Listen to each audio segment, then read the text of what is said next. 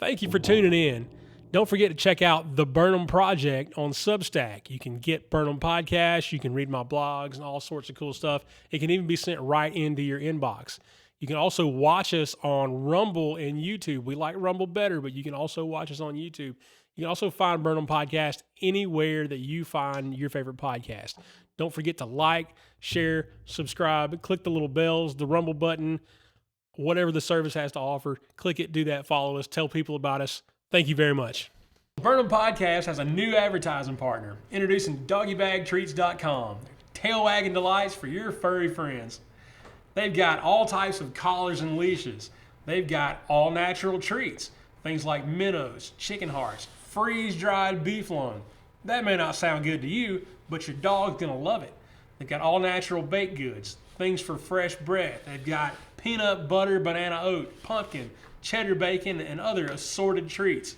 They've got pet care items like paw fume, oat soap, and paw balm.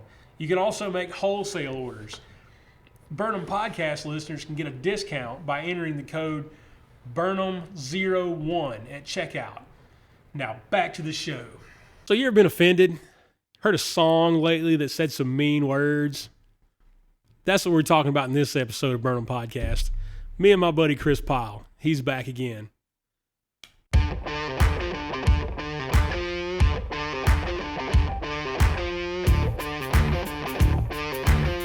So this is where you should start rolling right now, because we're talking about bringing Kris Pyle's podcast back. Yeah. Just like we brought him back on our podcast. Yeah. It'd be nice. Yeah. The hard thing is finding people that have the time. Right. That's the hard part. Yeah. Everybody wants to do something with you, but they don't want to do it when you can do it. What was that? I don't know. Somebody's coming in. The doorbell just rang downstairs. Maybe security will intercept them before they get up there. That's kind of the catch, is finding people. Yeah. Because, like, you look at Rogan, right? Rogan's always got somebody on. Jocko's always got somebody on. Rogan Lex also Friedman is a celebrity. Right. All the people that come on You know are what I mean? celebrities, or they're, the doctor of astrophysics that, like, finally took a vacation after 7 years. I think we have probably a lot of gyms around our local area that we could talk to that you just don't think about it. He has physicists and doctors and all that. Yeah. Well, we're like the hospital capital of the South here. Man, we are. A lot of doctors you could talk to. We are. At one point, we had more doctors than Atlanta per capita. I imagine we still do. You can get some of them on here, talk to them. That's true. Ask them their opinion. We had a doctor who was coming to church here for a little while. I don't want to say his name. I almost did, but he's a cool dude. I like him. We'll talk about him off air. Off air? Yeah. Super cool guy. Hit the button. It's going. It's been going. I wanted to talk about that. Oh, cool. Yeah, jump off and talk about. Come back in just a minute. Rogan's doing that more often these days. He's getting old though. Rogan? Yeah. He sounds like he's becoming way more open.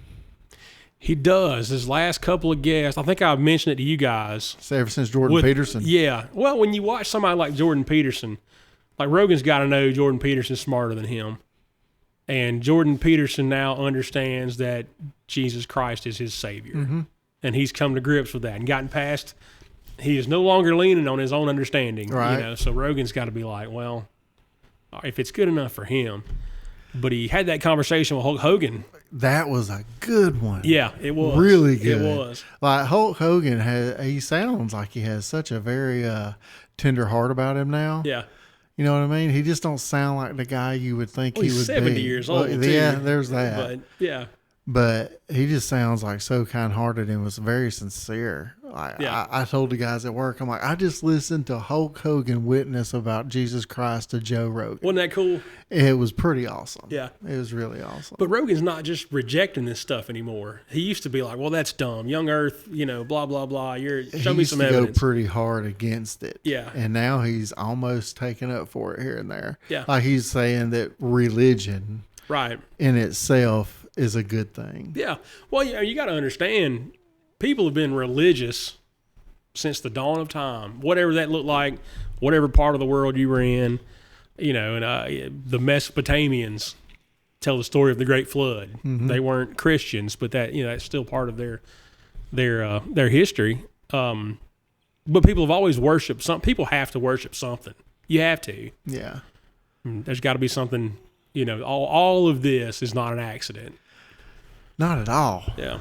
Not at all. And Yeah.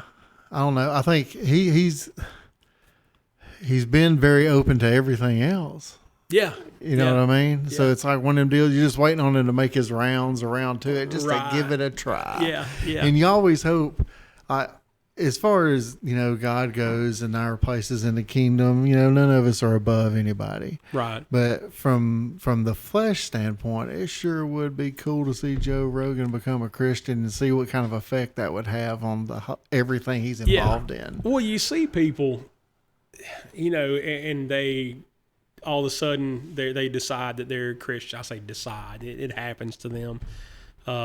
They come out and say, I'm a Christian, I'm a believer, I'm all these things. And you never see them again. They're never in another movie again. They're just gone. I think that was like the dude from Dawson's Creek or something. Like he kind of disappeared. I think so. He just kind of disappeared and was like, nope. There's been several people that decided I don't want to raise my kids in this. Yeah. I got my money, I'm gone. Yeah. Well, you look at like Dean Cain.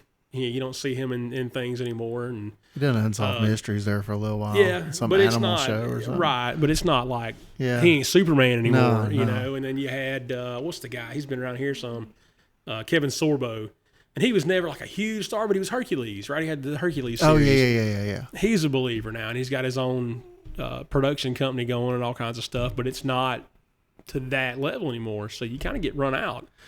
I think a true believer. I don't want to say this because then it will sound like I'm judging everybody in Hollywood or whatever. Do it. But let's do it on Burnham Podcast. It seems to me like it's very, very difficult to be a believer and be successful in that business unless you're dealing with like a Christian company, like the guys in Augusta. Is that where they're at? Or Macon? Where are they? The Courageous guys and all that. I think they're in where Augusta. they are? Macon? Or, yeah. But unless you have a situation like that, it's just all Christian company, everything, it seems like it's real hard to just make it in that business. I can imagine there is some degree of soul selling going on to get into that industry and then to maintain a career there. Because, it's a godless place. Just being in Hollywood, never mind the industry itself. I think that's a pretty good segue into the Anthony Oliver situation. Roll it out. This dude just turned down $8 million. Yeah. He's got 2 songs. He's got more than 2 songs, but he's got 2 videos that are getting a lot of views on YouTube right now. And if you haven't listened to him, everybody, go listen to this guy. If you can listen to I Want to Go Home and Not Cry. Oh, man. Something's wrong with you. Man. But that dude just turned down $8 million.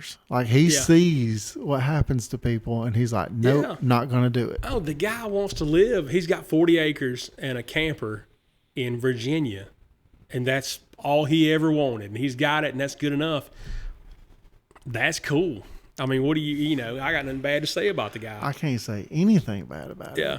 If that, I hate to be one of those people that sounds kind of corny or whatever, but if there's ever been a song that's captured what I want to say, like if I could write a song and sing a song, that would be the song. Yeah, well, that's what's made it so popular, right? Is that he starts saying all these things, and you've thought at least some of that. All of them. Yeah. Every one of them. Yeah. And sometimes it just feels like we're alone out here. Like the people that kind of think that way. Yeah. And don't want to live in concrete jungles and stuff like that. We feel like we're by ourselves out here a lot. Yeah. You know what I mean? And then here comes the dude that says all these things, gets some attention, and then turns down the payday. I'm like, okay, so not only are you saying exactly how I feel, but you're also better than me because I couldn't have turned down $8 million. Well, here's that whole story is that he did turn down the record deal, which was smart on his part.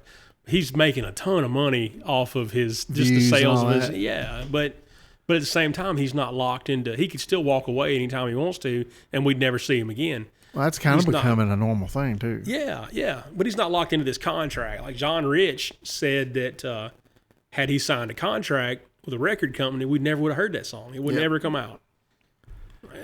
That's probably accurate. It seems like a lot of the artists out there today that actually seem legit and truthful aren't signed. Are we good? Still Okay. rolling. Okay. They're not signed to record deals. Yeah. Like that Tom McDonald guy, that rapper guy who has the dreads and the tattoos. Yeah. You know, he can be out there, but he says a lot of really good stuff and points out a lot of stuff in the world. Right. He don't have a record contract. Well, I mean, what are we doing right here? Man, you know, we don't have a broadcasting contract. Yeah, we're not with like some that. company. We could put up, sound tiles and record a rap video in here and put it out on YouTube, and it might get 100 gajillion views like Oliver Anthony. Yeah. You just never know what you're gonna. We're not limited these days. Yeah. And I've done whole episodes about that as far as producing content, and like, why not? What have you got to lose? This cost us not a ton. It cost you a bunch of money. All this. He was going to spend all that money anyway. Yeah, right. Because he was going to use all that anyway. So, you know. Well, I had already had it. Okay, he already had it. Yeah, he's been accumulating all this stuff. Yeah. But it's to sit down and record this doesn't take anything but time. Yeah. And maybe nobody listens, but maybe 10 million people do. Maybe you say something that resonates with, a generation or whatever. I feel like that dude wrote those songs just trying to express himself, and he didn't care if it ever got out there. His friends are the one that's like, dude, you have got to let me record you. Yeah. And then they did the recording in his backyard. The entire track You can has hear the crickets. Yeah. The entire track on both songs crickets, but it's still if that song don't get song of the year somewhere there, I don't understand what's going on. I read that, and it's August 28th right now, so y'all won't hear this until 1st of September. But last week, half the country songs sold were his. Like half of them out there, however many there are, half of it was his music, which is insane to me that one person can do that, let alone some guy in Virginia with a microphone, and his buddy in the backyard. Yeah, but that is fantastic. It is. It's fantastic. It is. But, I mean, it's, he's playing, it's our song. I heard somebody say, well, he's playing our song. I thought, well, yeah, I mean, that's what we all thought, right? Well, I pay too many taxes and I work too many hours and for not enough money and, all these things, not in so many words, and we'll get into words, but. Well, I mean, yeah, we'll get into that in a minute too. But the dude is relaying this message that we're all thinking and feeling, and it's, this world is not my home. Yeah. I'm ready to go home. Yeah. Yeah. So, I mean, my bad. Got choked up. Yeah, didn't you? yeah. How do we deal with that though? Like, I feel like I've went most of my walk avoiding. I heard a preacher say one time, everybody wants to go to heaven, nobody wants to go today. Yeah. Yeah. And I've dealt with that most of my walk. Yeah. I've been like, man, when Jesus comes back, it's going to be so scary. Yeah. That's the idea. I'm thinking like, it's going to be so scary. I'm going to be terrified, and all this. The last couple of weeks, I've had a weird little calm. Yeah. Like weird. It's been weird. Okay. It's been a weird little calm. Like, come back. Let's do it. Let's get it done. Yeah. Yeah. And I'm looking forward to it now. I've never looked forward to it. Yeah. Well, we're to a place now where you look around and you go, you're 40. I'll be 45. I'm 43. 43. I'll turn 45 next week and a half. We're to the point now where we remember an America that's not here anymore. Yeah. We remember a world, for that matter, that's not here anymore, and we're looking at it, and the longer we go, the more it looks like it's never coming back. We've already turned the corner. And that's the sad part. But at the same time, and for a while, I mourned that. Yeah. Like for the last few years, I feel like I've been in this mourning stage where I was like, I realized that the America and the life that I thought I was going to grow up and have and give my children and all that, it's not feasible. Yeah. It's not going to happen. Yeah. Best thing I can do is just guide my kids on to Jesus, and then pray for the best until we all meet him. Yeah. Yeah. But it's just real hard to deal with all those feelings. It is. And that, part of that is we're also to that age where you start looking both ways, and you're thinking, well, I felt like I'd have had this done by now, or how much time have I got left? You know, you start weighing. You know. Best case, halfway for me. Yeah. I mean, yeah, I'm right, an overweight dude and all this. And Yeah. got a Am I few going to little make it to issues. 90? Nah. I doubt it. Don't know that I want to. Right. To be honest right. with you. I don't think it's going to be another 90 years. Of course, I guess every generation says that. Yeah. Yeah. But I mean, we truly are seeing prophecy being fulfilled every day. Yeah. And it would be a shock to me if we didn't see it. Yeah. Yeah. It's, I don't know. It just, I'm with you. I had kind of mourned things too. And I think a lot of us have, and a lot of people, for that matter, still do. And they're like, I want my America back. And, well, sorry, you know. Yeah. Well, I just feel like we grew up dreaming of this life Yeah. that we want to build for ourselves. And we got here and we started building it. And now it's all being picked apart. Yeah. Faster than we can build it. Right. Our lives are being picked apart. Yeah. So this dream that we had, it's just not going to happen. So, okay, what was the natural way of thinking? Well, I always thought that I would build this life, I would live it, and then boom, I'd go to heaven one day. Well, they done took care of this. So now I got to look forward to this. You know what I mean? Yeah, So, okay, you're tearing this world apart. This Yeah. world's in shambles. Everything's falling apart. And I know where it's going, because if we read our word and we know the word, then we know where it's going. So the only thing to really look forward to and to have joy in is Jesus. Well, and maybe that's the point. Yeah, it is. But let's draw a line, though, because we know that's going to happen. He's going to come back, and all those things are going to take place. But we're still here. Oh, I still love every moment. Here. I love every moment I'm here. Yeah. I'm not grateful or I'm not ungrateful for anything. I'm very grateful for my life. Love my life. I cherish every minute. If anything, knowing all this makes me appreciate all these things more. Right. So it's not, let's hurry up and get this over with so I don't have to Yeah. see these people no more. No, I still want to see them. Yeah. You know? Yeah. Yeah. Well, people are just, my point was people are throwing up their hands and going, well, we'll just wait for them to come back. And it might not happen in the next 40 or 45 years. It might be 400 more years, 10, whatever. And people are just like, well, they've got their hands off the steering wheel and the gas pedal to the floor. And they're just like, well, Jesus, take the wheel. Like, that's not it either. Yeah, give him the accelerator too if you want to go that route. Right, yeah. Yeah. So we do have to be careful in saying that, well, we win in the end, right? Yeah, and we get to go to heaven and all those things. That's fantastic. And I think that's where my day, peace comes from. Yeah. Not that I'm necessarily just itching every day. All right, come on back. Right. But it's definitely more like, okay, well, if it happened today, I got peace about it. Yeah. More of a peace about it. Yeah. Than I did. Yeah. So growth, bro. Yeah. Yeah. Well, but when you look at somebody like Oliver Anthony, what is his real name? Is not Kris Lunsford is his name. Yeah. Oliver Anthony's his granddad, who he named his persona, stage name, whatever after. But he's speaking, as an angry American, because all the stuff we're seeing or whatever. He's also speaking with the heart of an addict who has overcome, all these things, and he got hurt working in the mill and got, I guess, hooked on pills and was on all kind of alcohol and whatever. And he's kind of overcome all that and has recently converted to Christianity. So that stuff's new for him. And if you can read about it, you almost have to go there.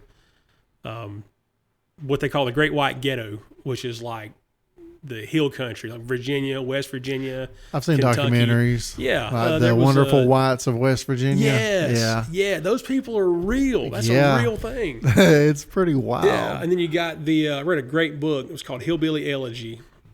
And man, I can't remember who wrote it. I thought that was a movie too.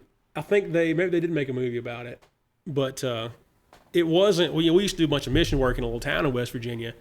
And the book was about a town in Virginia, but as I was reading this story, it was the same place. Yeah. All the same people and the same stuff happening. The one from J.D. Vance? No, what's the guy? A guy wrote it, a Hillbilly Elegy.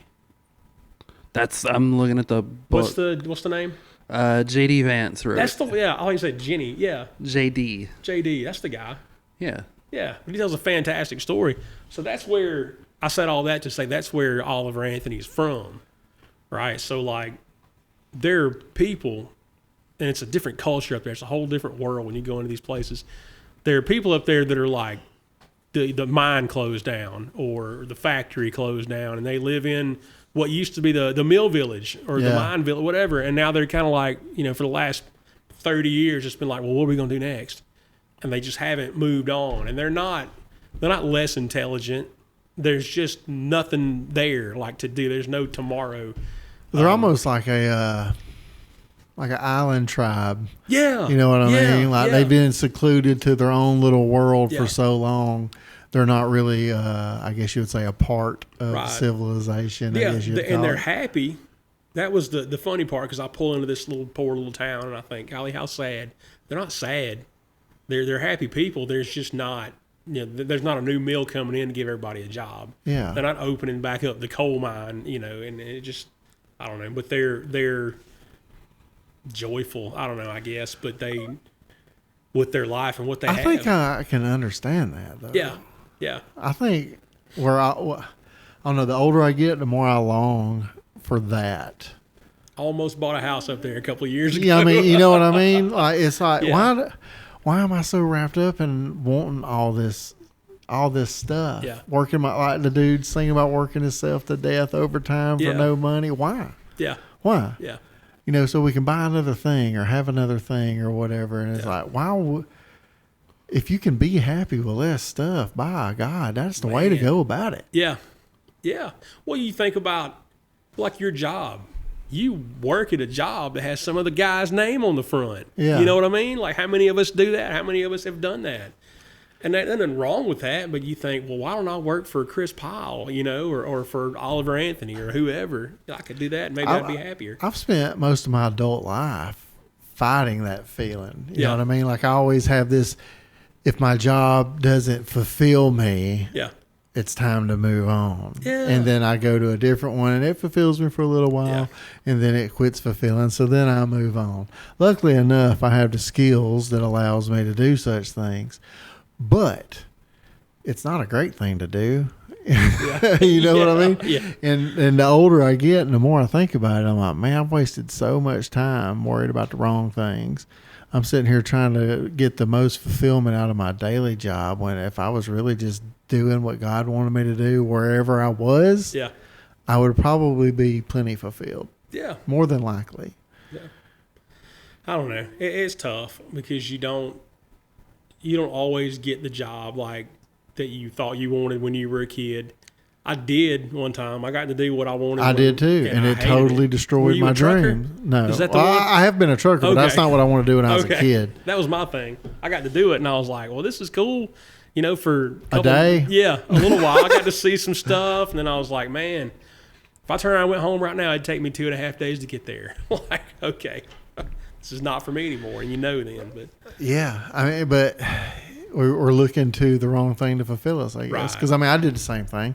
I grew up my whole life thinking one day I'm going to grow up and be some kind of famous hot rod builder or something. Yeah. And, of course, working where I work now, I worked there before for several years, and that was the perfect start for that life I was going for. Yeah. So I worked there for several years and then moved on and did this, that, and the other. And then eventually got a job at a shop building some of the baddest hot rods. These guys were competing against Chip Foose at car shows around the country. Okay. And I got to work on some of these cars. So that sounds really awesome. Sounds like, Kris, you're living your dreams. Yeah, until he started bouncing paychecks. Ooh. And then coming to work in a brand new pickup truck after bouncing paychecks. Boy. Borrowing money from other employees to pay the other employees. And I'm like, it totally just crushed my dream, man. Yeah, that'll do it. I left there and was like, okay, well, I don't want to build hot rods no more. What am I going to do now? I'll drive a truck. Because I had just got my CD. I had my bad experience getting my CDLs right before I went to work there. But then I went and drove the truck for a little while. Yeah. And then you realize, man, if you want to make any money in this truck, you really got to be in it a lot. Yeah. I don't like being in it a lot. Yeah. Yeah. Just give me enough to, I don't want to. Yeah, I don't want to be 2 days away from home in a truck ever again. It would. I think if I didn't have kid, I probably would have took to it and never looked back and just been driving. Yeah. No, I didn't have kids and I wasn't married any of that, but like made pretty good money. Yeah. But I was never at home. Well, when I first started, I was away from home for like 5 or 6 weeks to go to Utah and get my license and all this stuff. And I was away from my daughter at the time, and she was like 2.5 or something. Tough. And man, it tore me to pieces. Yeah. So I was like, okay, can't go over the road trucking. Well, when you don't have any experience and whatnot, it's hard to get a local job. Eventually I did. Yeah. And you always think, well, I just think if we can just modify it a little bit, it'll be better. Well, then you get exactly what you asked for, and you're in that truck home every day, still miserable. Yeah. Because you're in that truck every day. So. Yeah, but what did you say about it? You know what I mean? Like, how long did you just swallow it and keep getting up and going and getting in the truck every day? I feel like I do that every day, regardless of where I'm going to work. Well, maybe so, but I mean, I did the trucking thing off and on for a couple of years. You know? So suppose you'd written a song about it and put it out there. You know, does that change your life, or does it at least change the way you feel about things? I don't know. If I felt strong enough about something and had the ability to write a song and sing it, I'd be doing it. Yeah. I'm one of them people that loves music, but I'm not musically inclined. I'm not either. I'm good with words. I can write you a song, but I don't know if it's going to sound because I can't sing it. Yeah. So no, I'm just saying this guy said it. Yeah. You know what I mean? He said it. He said the words, and you know, we've all, like I said, we thought what he said, like, well, yeah, that resonates with me. And you know, to even say it, like, how many of us don't even mention it? We're just miserable and we just go to work because that's what we're supposed to do. And yeah, I feel like we don't say it a lot. Yeah. You know what I mean? Like, my wife gets to hear it every now and then. Yeah. Because she's the only one that sees the lows that I have. Right. So, you know, when those days happen, she gets a dose of it, but I don't share that with just everybody. Yeah. Maybe I should share it with more people. Yeah, for sure. But And more people should share it with you. yeah, well, we're kind of programmed to avoid our We don't get emotion. to complain, right? Yeah, we don't get to complain. Yeah. And then you got people to complain over nothing, like words. Words. Man, you're good at this. Yeah. So it's funny you mentioned words, because we totally didn't talk about that beforehand. But so people are mad at this guy because of some specific words that he used. Yeah, they ain't even bad words. Man, I wouldn't say them from the pulpit. I try not to say them at all. But it ain't the end of the world either. It's not. It's my opinion on that is, I'm totally aware of what Scripture says. Yeah. Good and bad can't come from the same spring, or cold and hot can't come from the same spring, and all this. But also, we have to think about Scripture when it was written, and who it was written to, and all that before we start judging people for saying certain 4-letter words. First of all, if the Word is God, and the Word was with God, and God is words. Yeah. He spoke eternity and everything into existence with His Word. So yes, words are important. Is there anything as a bad word? How is there a bad word? Somebody called me yesterday and asked me what I thought about profanity. I mean, what does the Bible say about it? Okay, well, obviously, a lot of people love to tell kids this. Using profanity just shows your lack of intellect. Yeah. I like to say, well, you being offended by a word shows your lack of intellect too. I'm not going to allow my 10-year-old daughter to use profanity. Yeah. But if you are expressing some feelings to me and say there's some drama, whatever, and one or two comes out, and I'm like, bro, you can't be talking like that now. I just totally dismissed every feeling you tried to share with me, and then brought up something you messed up and sharing your feelings with me. You were sharing my feelings. That's all good, but you used the wrong word. Right. Really? Yeah. That's always made me mad. There's a lot of people calling out, you used the wrong word is a thing these days, right? Yeah. You're supposed to call me him or he or thee, they, or whatever. And we're hijacking our own language and destroying it. But yeah, something like that where somebody's bearing their soul, which you can listen to these songs, and especially if you're watching the guy's video, you see that's what's happening.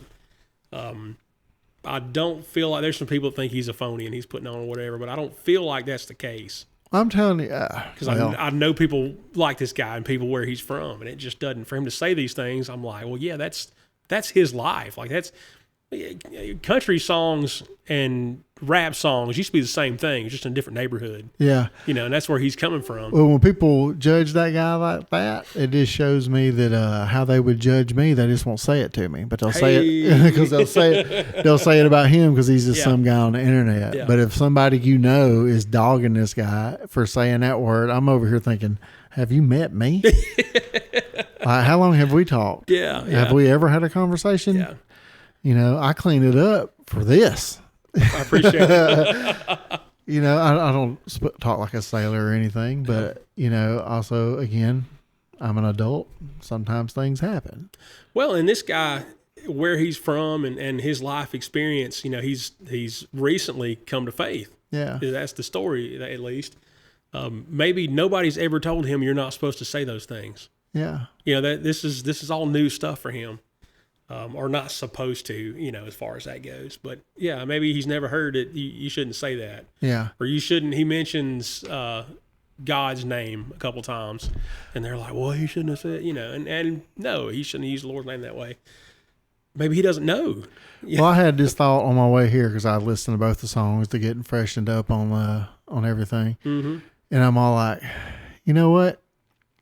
If that's all you heard out of that song was the bad words, you totally missed the point for one. Yeah. You know what I mean? And it's like, I don't think God's going to judge me for a particular word that I say. I think he's going to judge me about the words I say against my brothers and sisters more than anything. Right. You know what I mean? Yeah. Like it's going to be, well, you said negative things about my children. It's not going to be, well, you said that 4-letter word. Yeah. Shame on you. I think people take things the wrong way. When it's cold and hot, can't come from the same mouth. It does say that, right? It's like, can't bless the Lord and damn Blessings your brother. and curses. Yeah, you can't do both.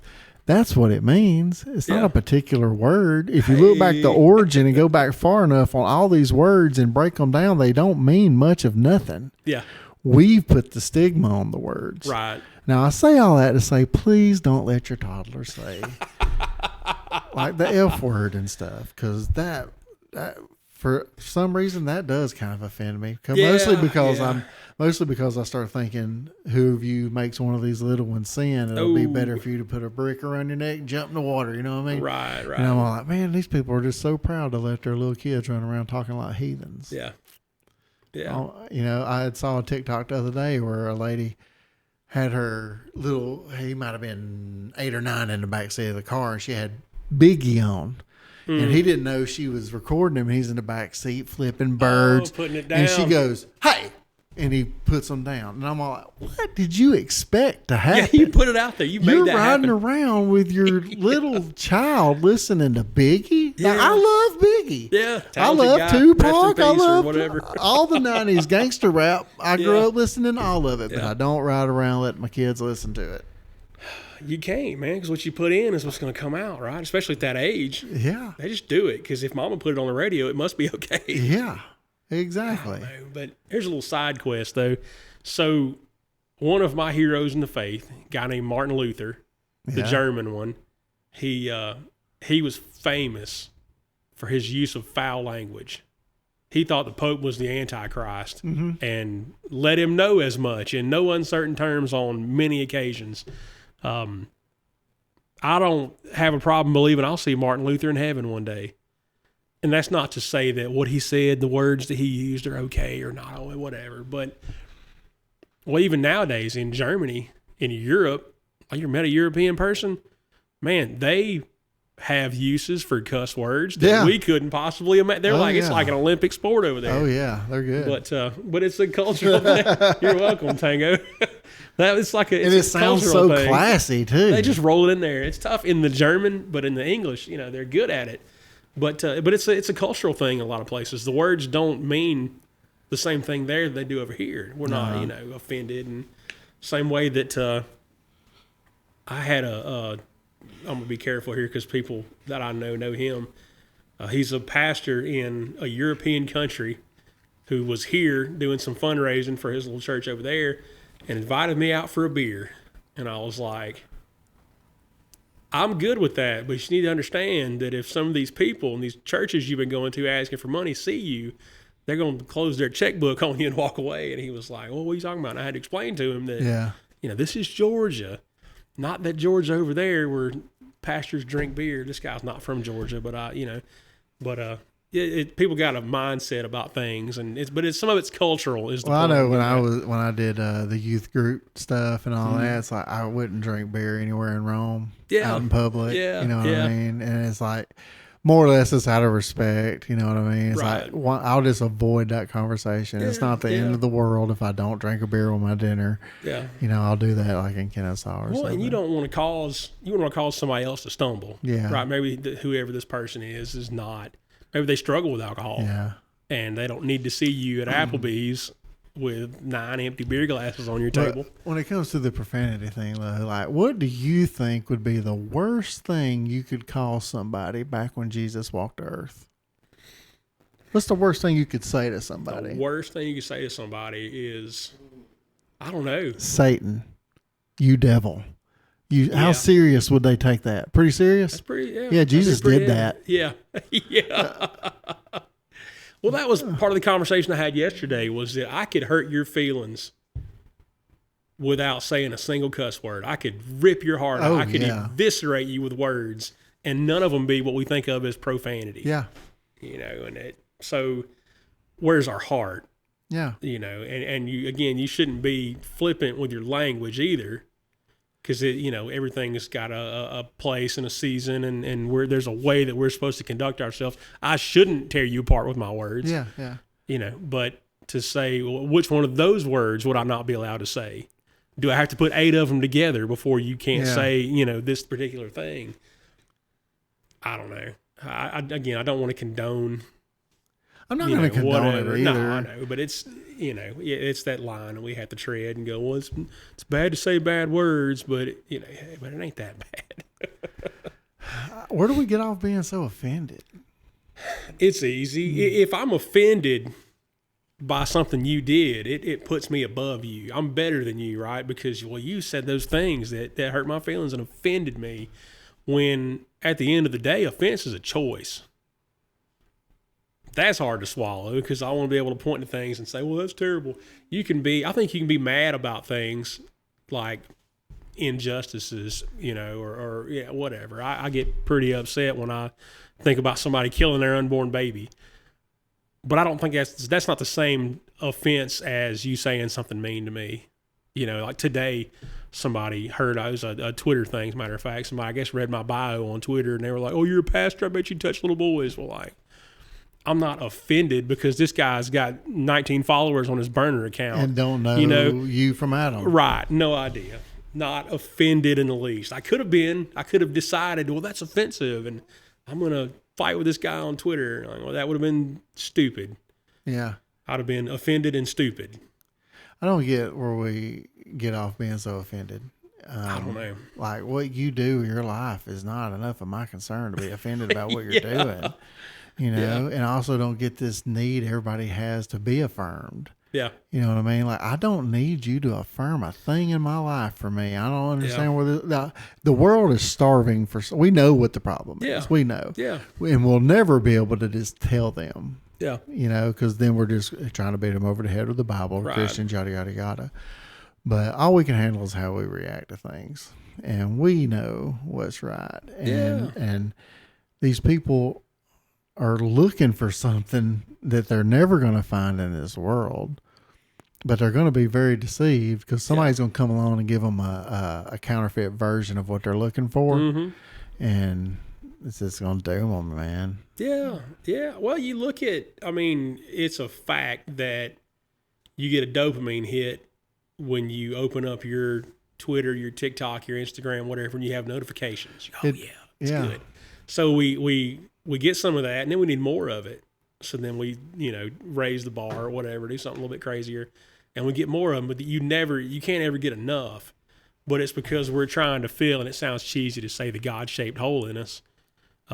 We all need God. Everybody does. Some people have him, some people don't.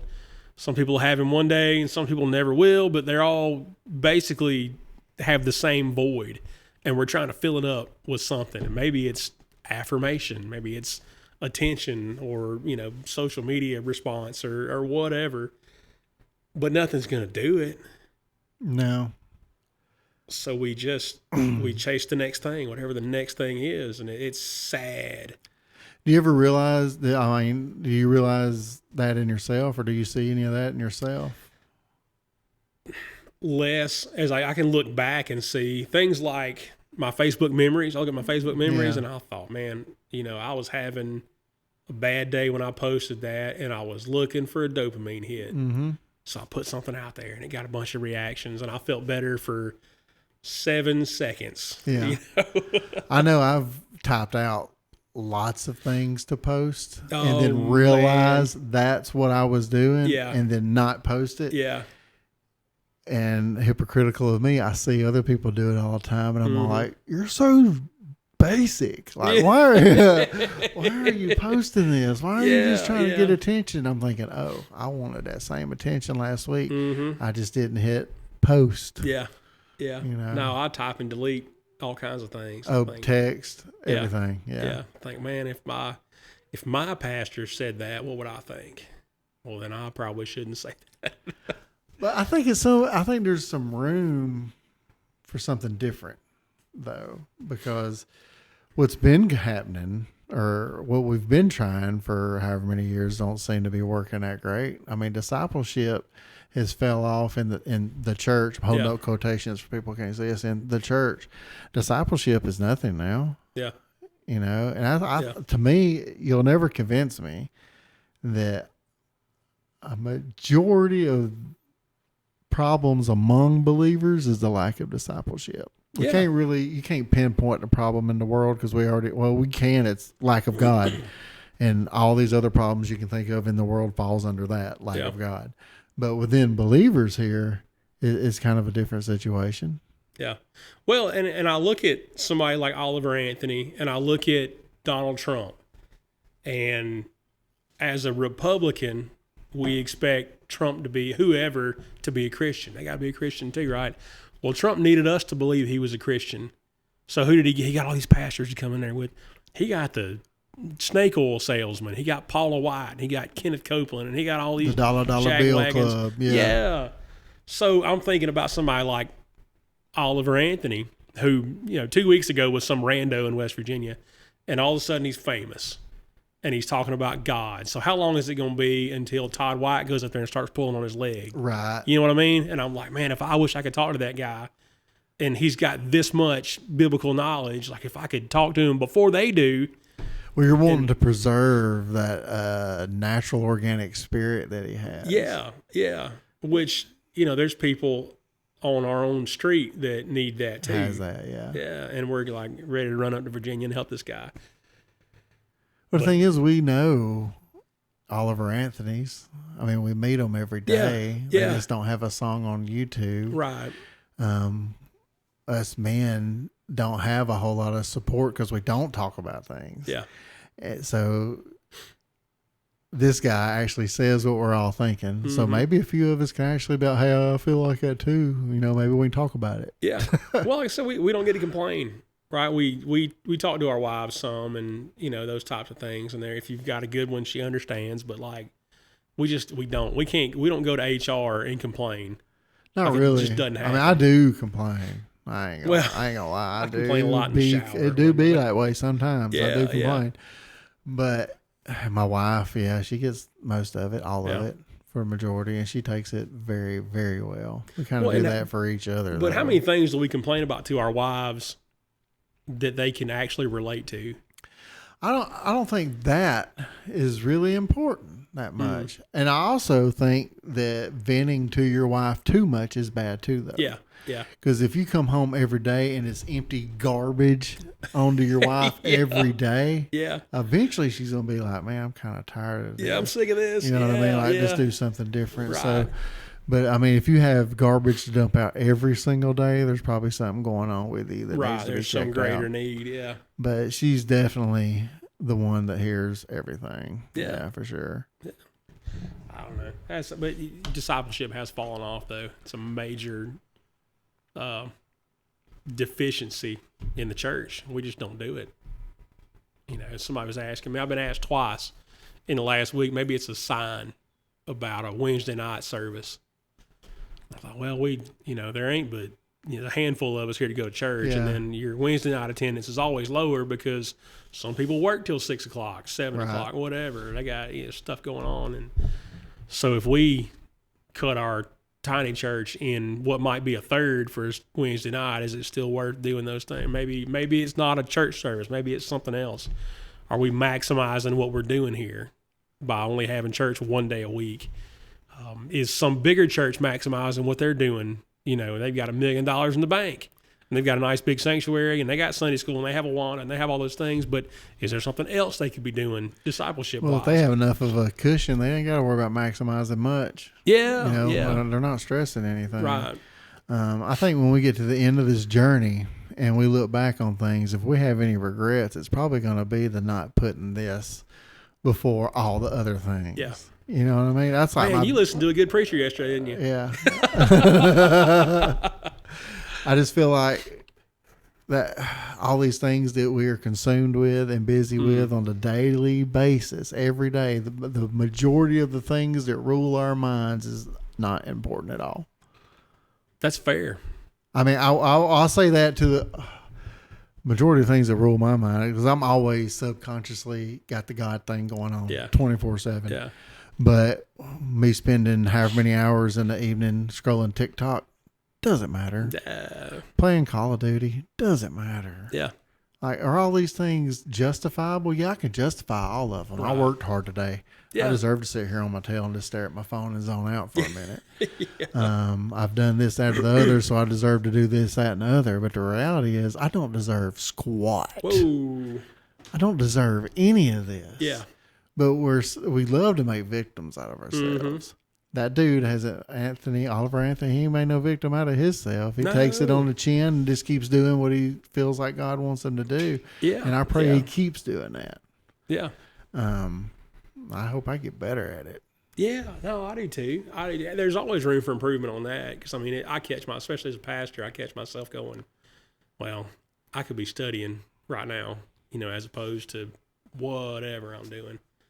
On top of my full-time job and being dad and trying to maintain, relationships and things like that. And I go, well, I got 19 extra minutes right now. I could, I better get in the way. And I do, a lot, as much as I can. But I mean, there's a lot of life going on too. Well, I feel like I could be doing a whole lot more. Mm-hmm. I weigh a whole lot more.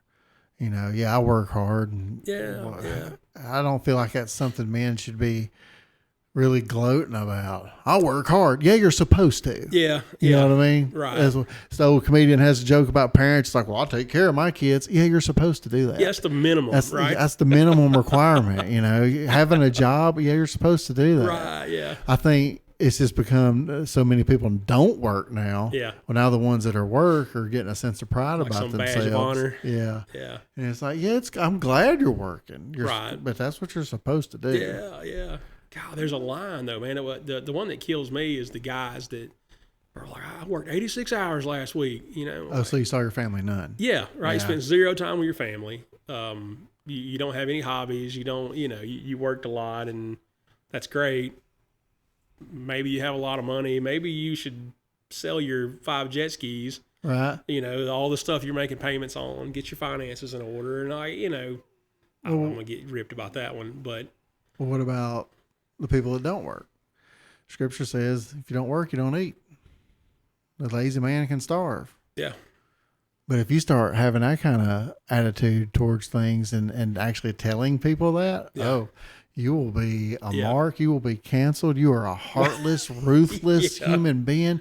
He thinks everybody should starve. No, I just think you should push some effort in to take care of yourself. Well, and that was another hang up with the Oliver Anthony song. The Richmond, North of Richmond is the specific song we're referencing for the most part. If you're 5'3" and weigh 300 pounds, taxes ought not to pay for your bags of fudge rounds. Yeah. I heard that called cruel. I'm 300. You laugh, Tango. You laugh. I mean, I buy my own fudge rounds for that reason. Well, that's the point, though, right? I'm 350 pounds. I don't get offended by that because nobody is buying my fudge rounds.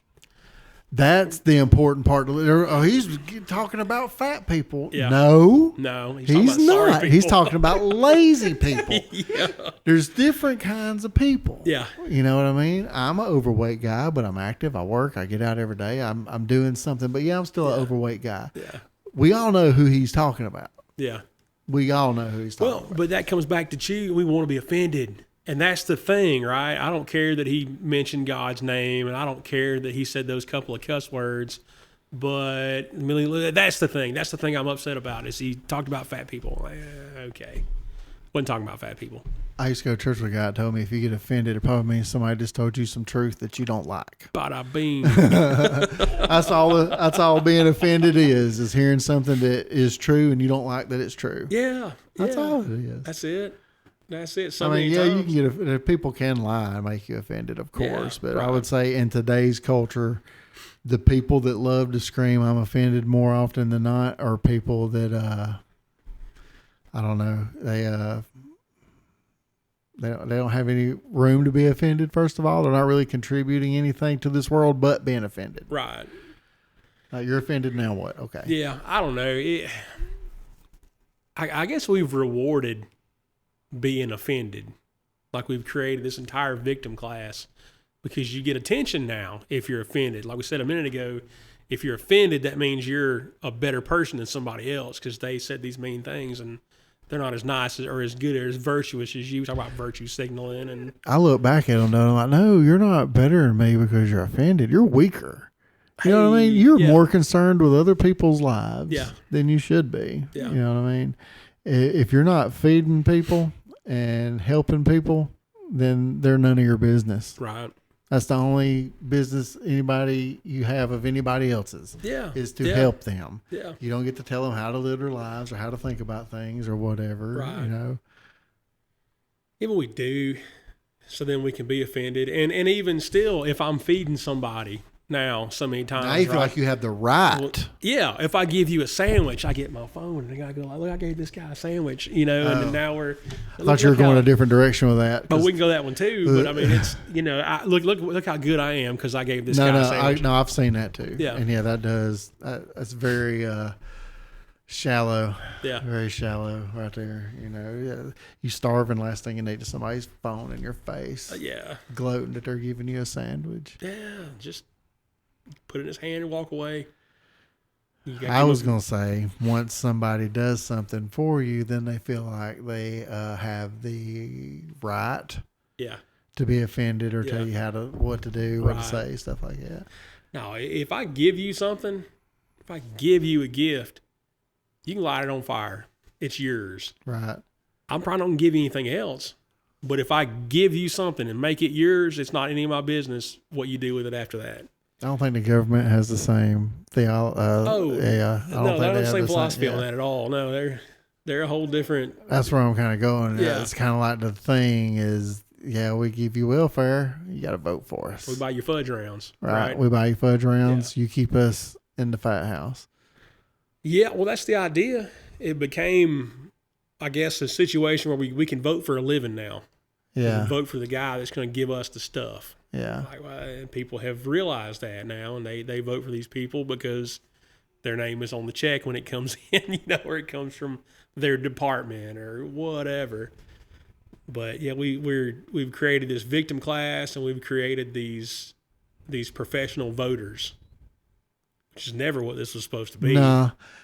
Well, how do we as Christians navigate that? Well, Pastor. Yeah, no, we do our best. We love our neighbor. We love our neighbor. Sometimes loving our neighbor looks like buying a bicycle for the homeless guy because he's trying to get a job. And, sometimes loving your neighbor means, hey, I'm not going to give you any more money. You have to get a job. Yeah. Take care of your family. Go to church. Do these things, It's holding people accountable. That's loving your neighbor too. Yeah. Do we taptoe around the culture of offending people? Oh yeah, 100%. I mean, do we taptoe we try not to offend them, or we just do what we do and they be offended? I mean, you get to a point where you're looking at, like, I can help this person, or I can pay my mortgage, or my kids need shoes. Then you got to say, hey, you're on your own. And maybe that's offensive. Maybe they are offended. That's too bad. You got to take care of your family. Right, yeah, and that sounds harsh. But there's got to be a line. There are towns that receive inordinate amounts of homeless people from other communities that get sent there on buses because these towns take such good care of homeless people. You can go to a different church every day of the week and get a meal. You can go to the hospital. You can do whatever you got to do. But they can't do that for you in Wahoo, Nebraska, so they give you a bus ticket to come to this place, and they ain't have to deal with you anymore. That's not love. Like, let's help this person where they are. Let's create a way for them to get back on their feet. And this is a drum that I beat all the time. The government has taken the church gave their job to the government. Yeah. Right? The church ought to be the ones taking care of widows and orphans. The Bible spells that out in no uncertain terms. That's pure and undefiled religion from the book of James. But we let the government do it. What the government's doing, the government's writing welfare checks. We don't have to do that anymore. The church, it used to be in a little town, the church would be, Baptist hospital. Now, it is awesome that there's a town out there taking care of homeless people. Oh, yeah. That's not a bad thing. Right. The bad thing is, how are they helping them? They're not. Are they just keeping them fed and in a tent, or are they rehabilitating people and getting jobs and taking care of themselves? They're feeding them. They give them a new tent every few months. They give them a hoodie or a pair of shoes or whatever, but it's not fixing the problem. And the church dropped the ball on that. So what if there's people happy living that way? There are. There 100% okay? Are. Yeah. I stopped doing so much homeless ministry because people were like, "No, I'm good." Like, "Hey, bud, let me help you. Let me help you get your driver's license." Yeah. I don't want my driver's license because then I got to get a car. Well, then I got to buy gas and insurance, and then got to have somewhere to park this car, and then I got to get a house, someplace to live, and that sounds like a lot of responsibility for me. So I'm just going to live in this little village in the woods with these folks and ride my bike or walk or whatever. That's a real thing. I'm almost envious. What? Like, yes. I've said it before, and I've told my wife this, and she looks at me like I am crazy. Now, I'm not envious of homeless people, the things you see on what is it, like in L.A., the situation in L.A. and everything. Yeah. But you're not supposed to notice him right now. But anyway, like, I don't envy that. But the situation you're saying, like, those things are starting to happen here and there, like the whole little tiny home communities and people living off the minimum. And I'm like, to me, that sounds like the ticket. Bad. That's not bad. That's the ticket. Like, there's a dude on TikTok who's got him a tiny home with some solar panels and a Tesla, and all he does is like DoorDash and Uber stuff. Yeah. And keeps his little operation going. I'm all like, I can't hate on that. No, I ain't mad. I don't know how he's ever going to retire, but I ain't mad at him. I mean, but if the property's paid off and you DoorDash, I mean, at some point he'll get Social Security to keep his property taxes paid, probably. Right. So it's a feasible thing. Yeah.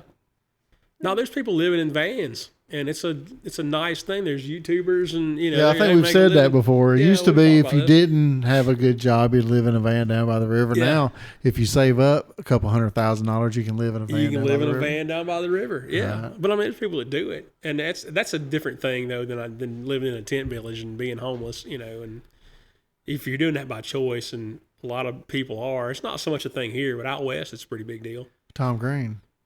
Does he do that? Tom Green totally went and built a big van, did his podcast out of a van. Then he went and bought a big farm.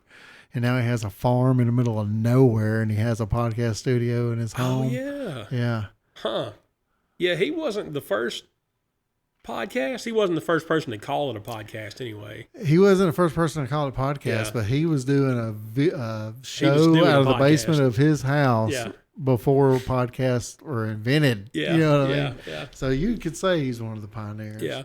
It helped that he was Tom Green, though, and everybody knew who he was. And yeah, but the dude, like, you watch him now, and he's like so chill and relatable and not like Freddie Got Fingered movie and all that. I mean, he's a really cool dude. I like it. I hadn't seen anything from him in a long time, but bless his heart, I didn't know that's what he had done before he was Tom Green. Yeah, we talking about these homeless folks living in tents in the woods. I spend hours in my air-conditioned home, Yeah. in my recliner, watching YouTube videos of people camping by themselves in the middle of the woods. I'm thinking, man, I wish that'd be so much fun. I'm going camping this weekend. I'm gonna go camping this weekend, and the weekend rolls around. I'm like, I can't get this chair in the Jeep. Yeah. Yeah, we're going camping this coming week. We're Is that where y'all going? hauling our vacation home. It's going to be fun, yeah. Where are you going? Going to Smokemont outside of Cherokee. Okay. Little campground, little primitive campground up there. So we're going, our little pop-up camper's going, but we ain't going to have no air conditioning. So I'm hoping that it's 10 degrees cooler up there at a little bit of elevation. Maybe. We'll see. You got a generator? I do, but they don't like them at the primitive campground because it's loud. We got to figure out a muffler system or some really nice solar panels. Yeah. I'm going camping next month. Where y'all going? Oh, Hilton Head. I'm staying at a resort, but yeah.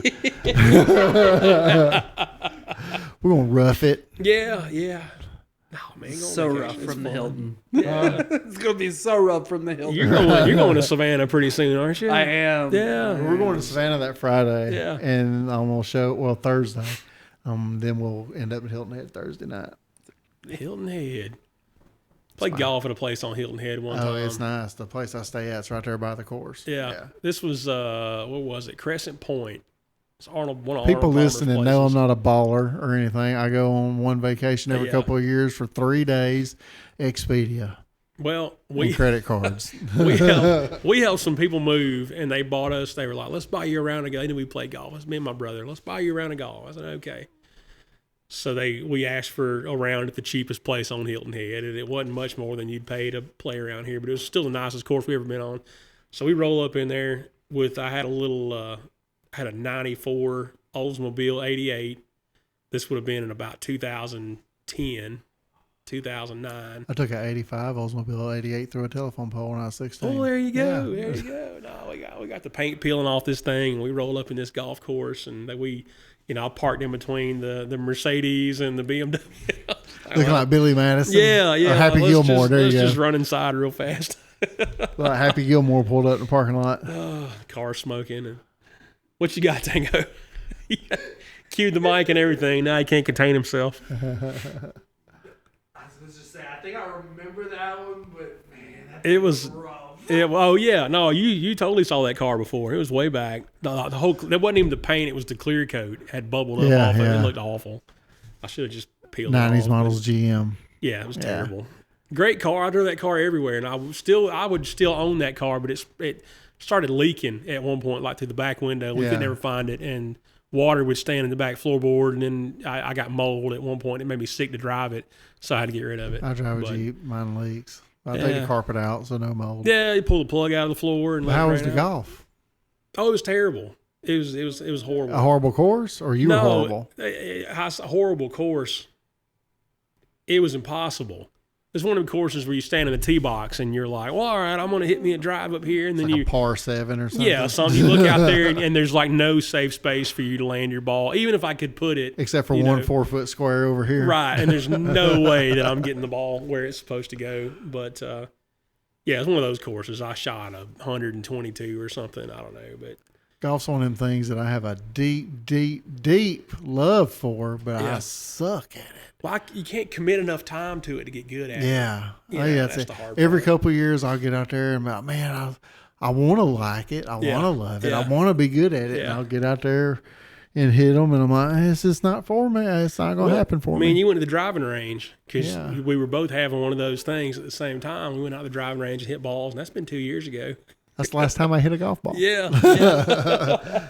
And out of that whole bucket, I might have hit 5 good ones. Yeah.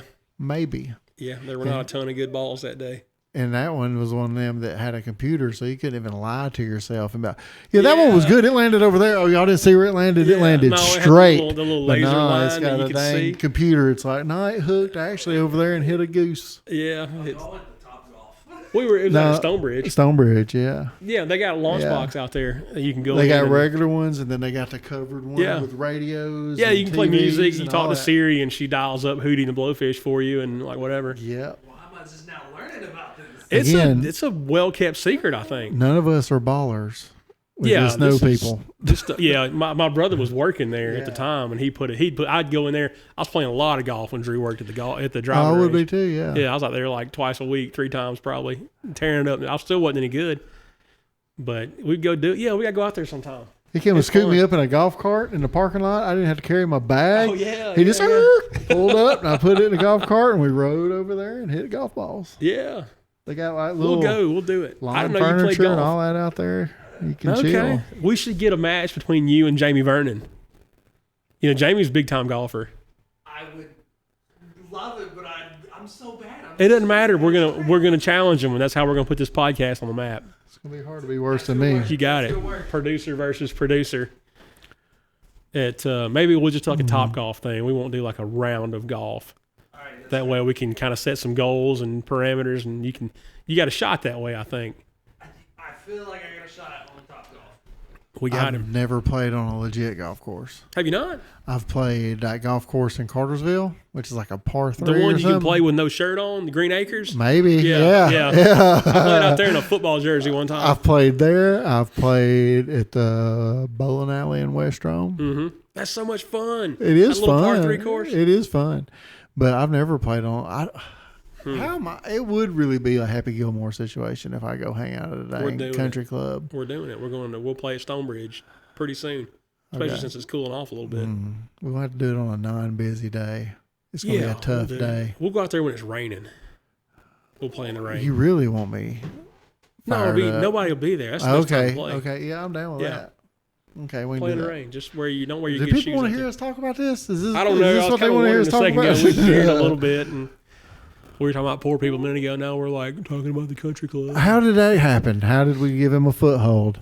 I don't know. We were talking What about has the homeless devil people. done to us? Yeah, we were talking about helping homeless people. Now we're planning golf trips. There's a guy though that listens to us. Hello, Patrick. I'll just say your name. I can't say his last name because of his job, but this is his favorite part of any podcast. Is the end? Well, when we get off and we're just talking, and like he was like, man, it's just like we're bros hanging out in the garage with the hood up on the hot rod or whatever, and it's That's probably it. I mean, yeah, I like it when I hear it in podcasts. But I think when you're recording them, you're thinking, oh man, I gotta sound. we got to bring it back inspiring. around. Yeah, we got to be inspiring. Well, that's what this podcast is.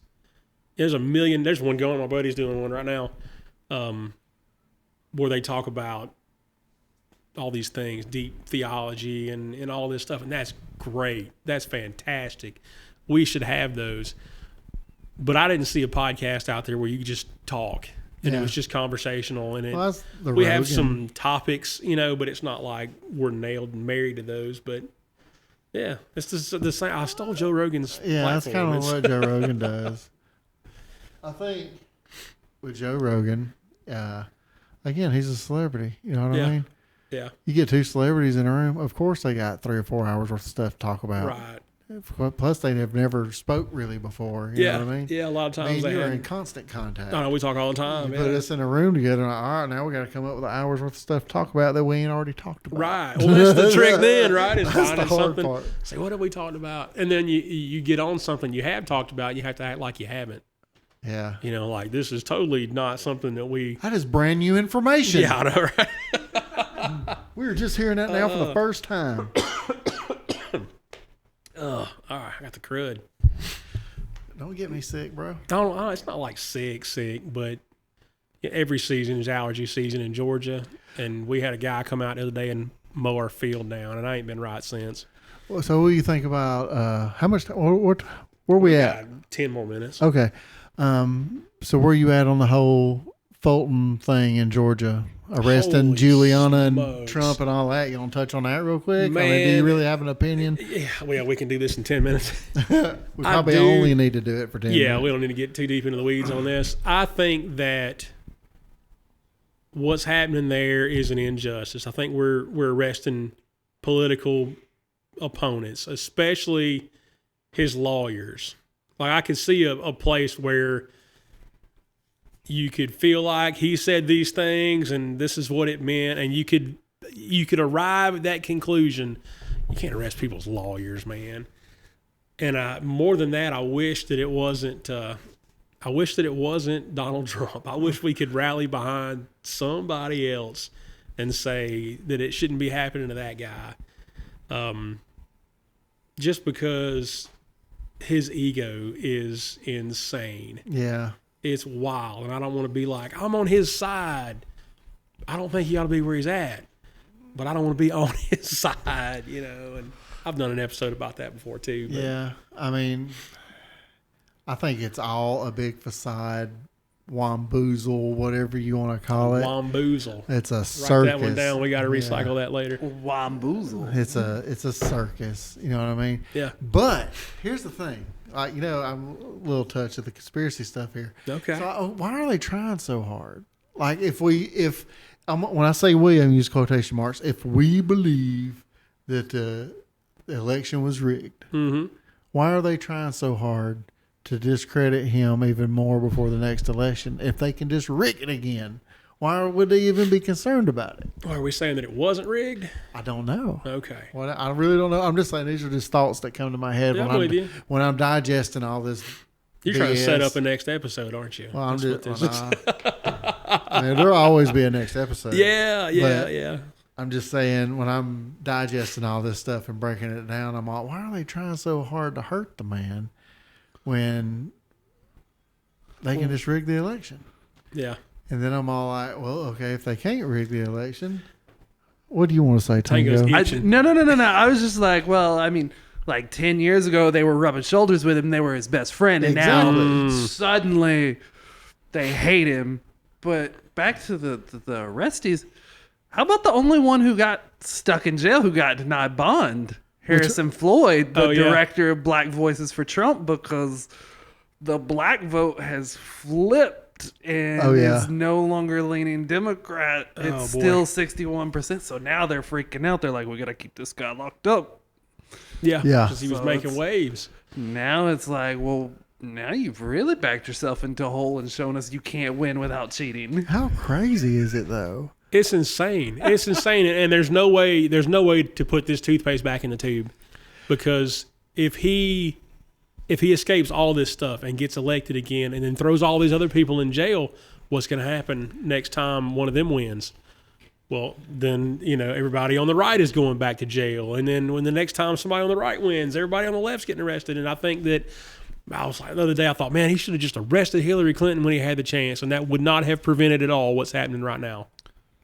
It just Probably wouldn't. not, but I'm still a little ticked that he never did it. He never did a lot of things that he said he was going to do. Because that was one of the things I was looking forward to the most when he ran. Yeah. Because, I mean, I'm not a Trumper. You know what Yeah, I mean? Like, yeah. if I have to pick between Biden and Trump, I'm picking Trump. Right. But I'm not a Trumper. I'm not a 100% Trumper. If Right.